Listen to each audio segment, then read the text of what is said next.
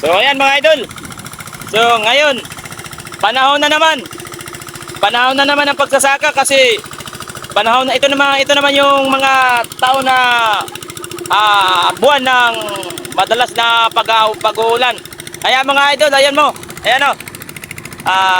Shout out sa dalawa ko pamangkin, si Carlo at saka si Peter.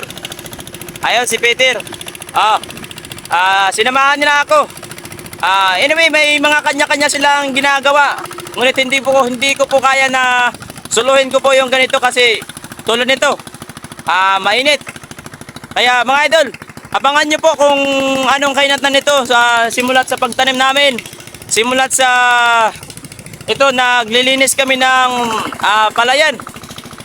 So, ayan po, kung hindi po madali yung pagsasaka. Kasi alam nyo kung bakit? Unang-una, nandyan talaga yung pagod.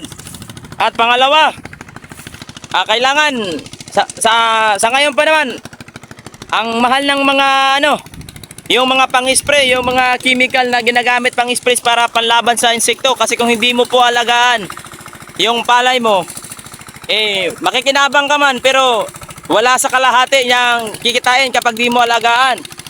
Hindi ba? At pangatlo, maglalagay ka ng abono. Magkano yung abono ngayon? So, yung yung magandang klase, kulang-kulang 3,000. So, 3,000.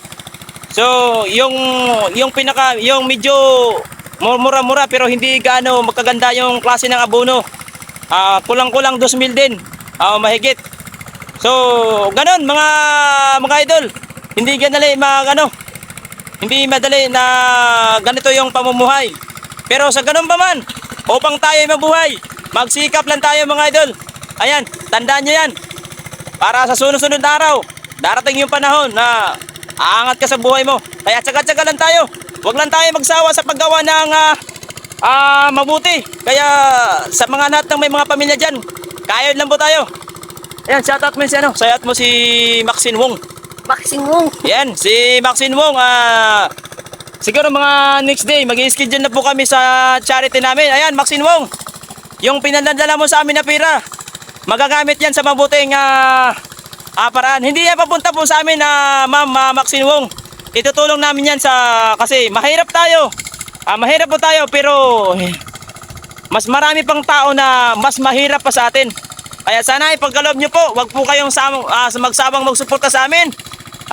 Don't forget, follow and share. Don't forget, Kakamyas TV. So, ayan po, binibiro ako ng pamangkin ko. Ayan. Ako naiinitan na pero sila hindi pa. Kasi salay sila dito sa bundok. Ayan mga idol.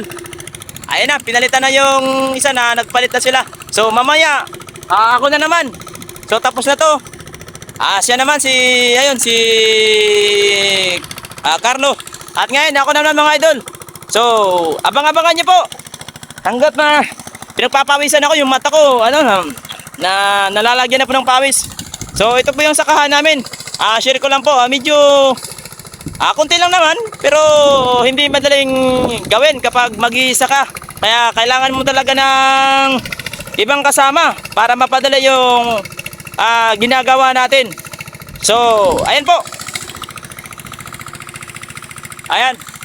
So, maraming salamat po. Again, Maxine Wong. Maraming salamat sa iyo.